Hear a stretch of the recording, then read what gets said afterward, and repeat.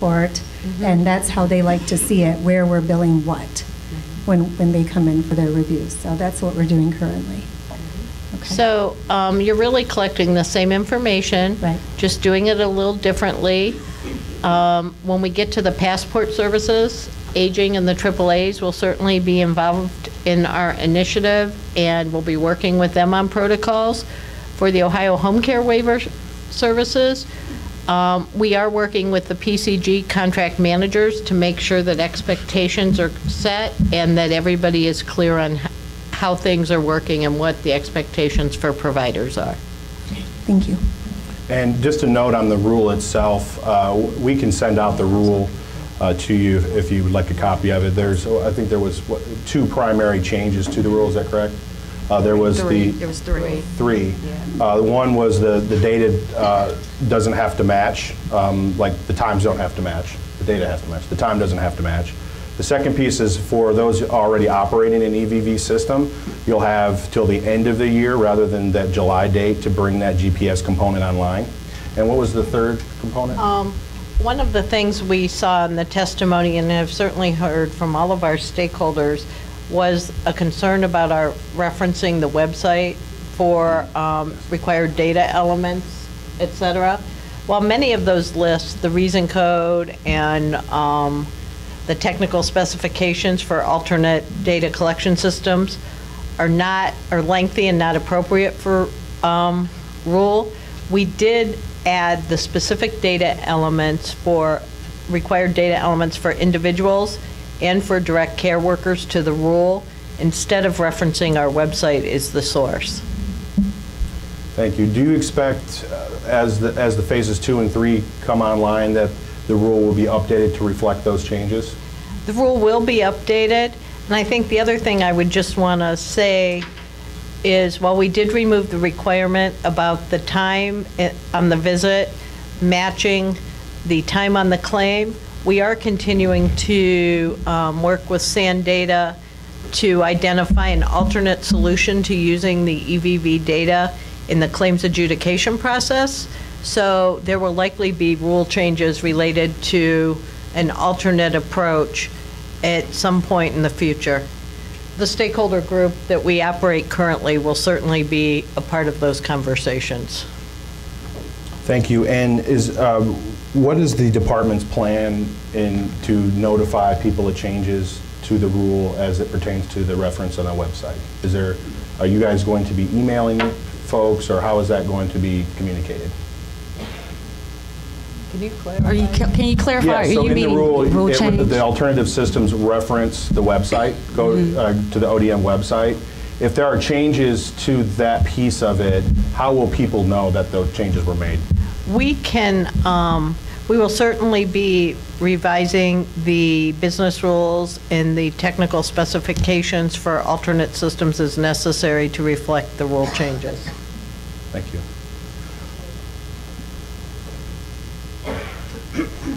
Regarding the electronic collection of the clock in and clock out time, and all of those of us who are planning on using SAN data to collect that information, this is essentially becoming an additional step that the field workers will have to complete in order to create a billable encounter.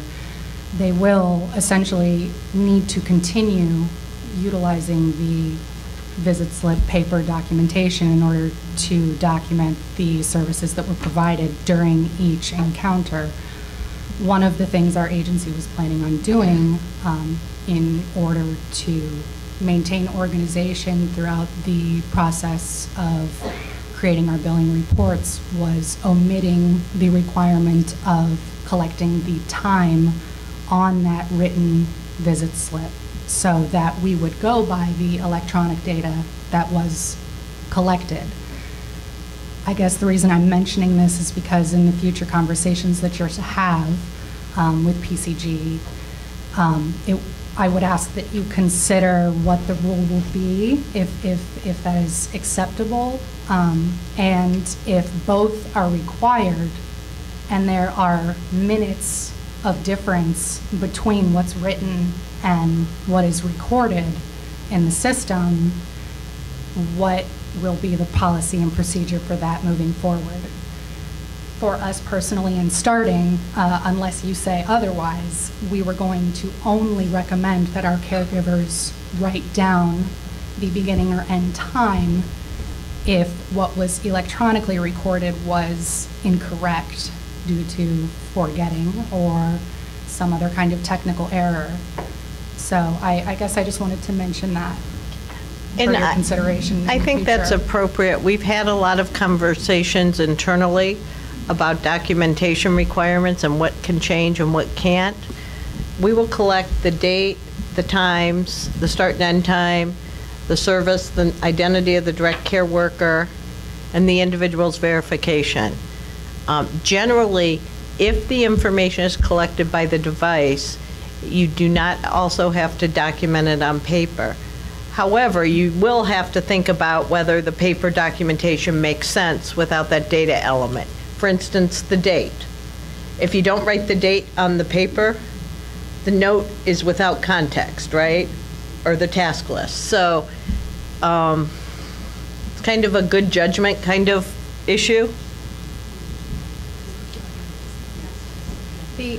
The service that's provided and collected by SANDATA is only the billing code. Correct. So the specific task list is not recorded. Therefore, we have to continue using the paperwork unless if you say, for example, that the aide can write down in that note the services that they provided, and that qualifies as the required information. So the visit note will never satisfy in the SANDATA device, will never satisfy an ODM documentation requirement. Okay. We did explore using task lists in this first phase. We ended up with a very lengthy list of tasks, even for just aid services, and weren't sure it was practicable. So we've started with the simplest approach, and as we learn, we can always get fancier, but wanted to keep it simple for both providers and for us from the beginning. Do not ever use the visit note in place of paper documentation that's required by the rules. It will not be considered acceptable documentation. Also, be very careful that your workers do not put PHI in those notes. If we start out with SANDATA, and we decide to go with an alternative EVV throughout the year, is there an issue with a switch in the middle of the year? No, you could switch to an alternate data collection system at any point. Just remember that alternate data collection systems have to test for each provider that they are working with. So I know some of the vendors here today said they were approved vendors. They are approved for a specific provider. So if you were to hire one of those vendors to do your EVV, they would still need to test with your provider number and your test data. Additional questions? Got one up here. This will be the last question on this topic, and we'll move on, okay? Okay, regarding the alternate EVV approach, if we were to do that, our current EV system doesn't collect client signature, but we have the GPS piece of things. Does that qualify, or do we still need to maintain the client signature? The system has to collect a verification from the individual. It can be a signature or a voice recording, but it does have to collect one or the other.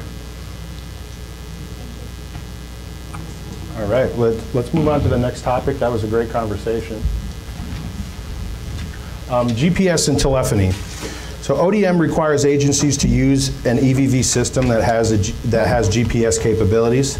SANDATA's EVV mobile device is configured to save information within the application and send it when GPS and/or cellular coverage is not available.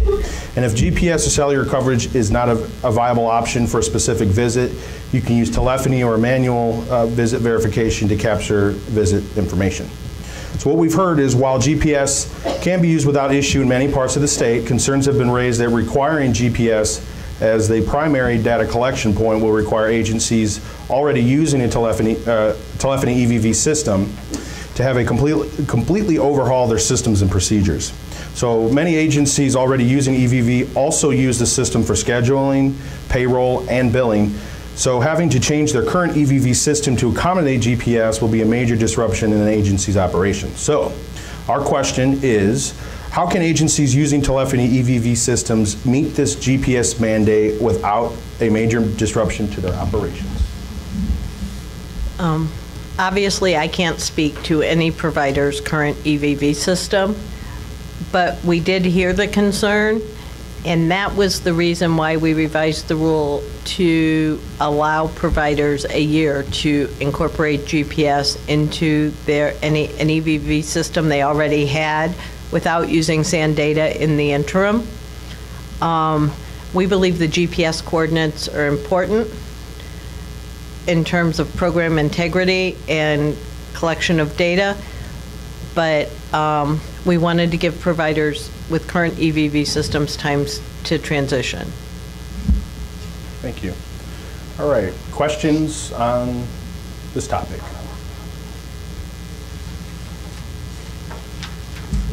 None? Okay, and I just want to mention that I think the lack of questions on this particular topic shows that the additional flexibility we built into the rule is going to be really helpful.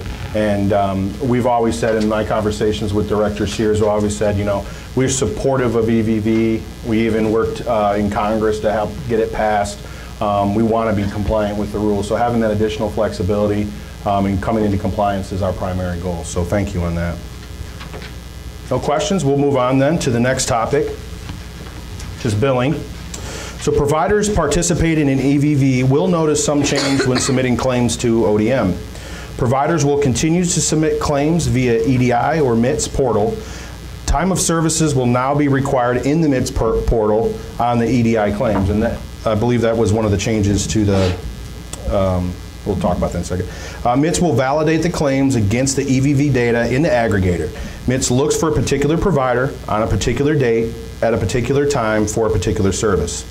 Providers have the ability to adjust EVV data in the source system in the event that there are changes needed. Providers can submit any claim they want, but MITS will not make payments on claims that do not match the information in the aggregator. So what we've heard is while ODM said that there will not be claims denied until July 1st of 18, there are concerns that implementation problems outside of an agency's control will lead to unnecessary claim denial. Changes are still being proposed and implemented on how billing will work with the new EVV system, so only having 6 months to learn and test a brand new system may be inadequate. So the question we have is, how can agencies ensure that billing is not impacted by their implementation of EVV? So, as you know, January 8th we go live. We will not deny claims for 6 months. Recently, we've worked with our IT staff and have determined that if a claim comes in without a time in this next 6 months, the claim will still process and go through all the edits it goes through today, but no additional edits.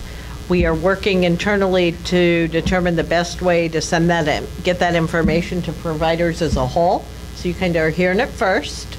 The best way to be ready, in my opinion, is to go ahead and put times on claims so you can see how EVV edits would hit your claims and what visits maybe you're having a problem with, whether it's a specific employee or a specific individual or a specific address. We will be looking at that edit data over the next 6 months, not because we want to ding anybody, but because we will use those edits to identify providers who might benefit from some additional technical assistance.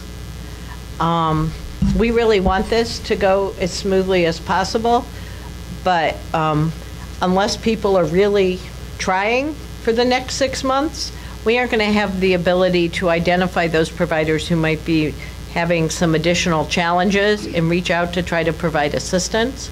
As Joe knows, Director Sears has said, I think on more than one occasion, that if in fact we have reason to believe that we would deny a high volume of claims, we wouldn't go live. with the edits ever to deny. As we work on an alternative 2 times in the adjudication process, we'll be proposing rule changes, working with our stakeholders, and firming up timelines.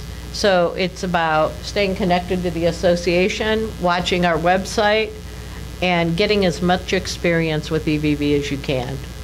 Thank you. Yes, Director Sears has committed to us that if there appears to be a major disruption in billing close to that July go live or claim denial date, that they'll reevaluate that time period. We're obviously going to continue to communicate with her and with the department to ensure that there is as little disruption, if no disruption, as possible. Again, if you're working towards bringing your EVV system online and becoming compliant, we're hopeful that you will have trial and error periods in that first 6 months, so that way at the 1st of July you'll be ready to go. But we're going to monitor that situation closely. Questions? I'm sorry, I have kind of a 2-part question. In anticipation of this change, our agency implemented the current EVV functionality of our scheduling software in January and February last year with a small handful of our field staff employees. And we found some potential problems that might occur throughout this process. And I do not know if the same thing will happen with SANDATA, but one of the things that we found was that GPS functionality was not always completely centered on the exact address of the client's home, and we needed to manually allow for a greater radius, physical radius of like an exception area, and it was up to maybe like 200 feet or more. It may have even been bigger than that, but I'm curious what the limitations will be. Our geofence is actually 1,000 feet. Okay. So we have really, I think you'll find, compared to industry standards, a pretty liberal geofence to allow for that, or to allow for people with larger properties who maybe aren't quite right where the address is when they're getting services. So we did think about that. It was something I think our stakeholder group raised, and we took to SANDATA. It's also the reason we have telephony and manual visit entry options, because we know that while the device is our preferred option and will work perfectly in many parts of the state, there are some parts where it just won't be a functional solution. And it could be the house across the street from me for whatever reason, right? And so we created a large geofence, and we have options if it's not a workable solution for an individual for some reason. Which, since you mentioned it, the preferred secondary option would always be telephony followed by paper documentation. Is that correct? If in fact you rely on paper documentation, you will need to go in and enter the visit manually into the EVV system. Yes. So, but yes, the preferred order is the device, telephony, and then manual visit entry. Okay. And the second part, I'm sorry. The second part to my question was the window on the time. If the shift is to be from 8 to 10, and for some reason that day it is provided from 9 to 11, how is that going to impact billing? We are not matching on schedules at this time, so that would be an issue that our system wouldn't even connect to. So when you do start looking at matching those times, that is an issue. You know, the aides go into the home, and it might take them 5-10 minutes to get them logged into the device. The time is going to be different than what their actual start time is. So I can foresee almost 100% of us having to edit all of that entry manually. So how is that going to affect providers? Are we going to get flagged because we're having to edit so many of our entries? So I think that's one of the things we want to look at in the first 6 months, and one of the reasons why it's important that you all start using EVV right at the beginning, so we have as much data as possible to analyze. We will be calculating benchmarks, both for specific parts of the state and for some, and on a statewide basis, depending on what we're looking at.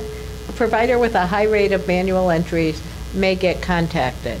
If in fact their paper documentation supports those entries, they would not get dinged. It would just be an indication that they might warrant further review. But I don't know what those benchmarks are till we have real data. And so, you know, this first 6 months, as I said, is for us to learn too. This is as new or newer to us than it is to all of you. So with saying this, it kind of goes back to the cost to the agencies. With all of this, there's going to be more of a cost to the agencies. And reimbursement for our services just seems to be getting less and less. So is there going to be some extra reimbursement put in there somehow that is going to help compensate those agencies for that extra work that they have to do? There aren't any rate increases planned at this time. We have a state budget coming up in next year, and we will be doing our work internally to develop our goals for that budget, and certainly, you know, depending on what we see from the costs, you know, I'm sure that would be included into the conversation. Back here, in the back. We bill through a clearinghouse, so to have those times on our claims, is that something that they have to do, or do we have to manually enter our claims into MITS? You should work with your clearinghouse. Our EDI format will be modified in January to accept those times. And you should work with your clearinghouse to determine how best to accommodate that. As I said, if the claim comes in without the time, we will still accept it, at least initially. And until we know what our permanent or final solution on claims adjudication is, I can't tell you what, if any, change might be required in the long run. Additional questions? One up here, one up here. Forgive me if this is inappropriate, but what is it costing the state of Ohio to provide these devices to our clients? I mean, the cost alone to ship them and to provide the, I mean, is it beneficial for the state of Ohio? Our contractor actually owns the devices and bears that cost.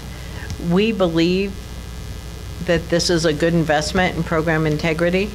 We do get federal monies as a Medicaid administrative cost, and most of the EVV implementation costs are actually 90% federal and 10% state. I have a question up here, Beth. I think I'm still confused with the claims, because we have the the patients that will be billed T and at the same time G code. The aides are never told what to, they just put in their time. If they work 8 hours, and then the biller goes in and knows what hours go to the straight Medicaid and what goes to waiver. Now we are mandated to give these aides, you know, the T code to clock in and clock out. And I'm not trying to say that they are not going to do it, but I'll just tell you, we're having difficulty just getting the regular timesheet with a care plan matched. I don't know how we're going to do with the EVV. I mean, we are requiring high school education, but the understanding rate, and we are not being paid to orient them for so long. So when we train them, we try our best. And I'm talking from my agency point where I have accreditation. Our care plan has to match the timesheet.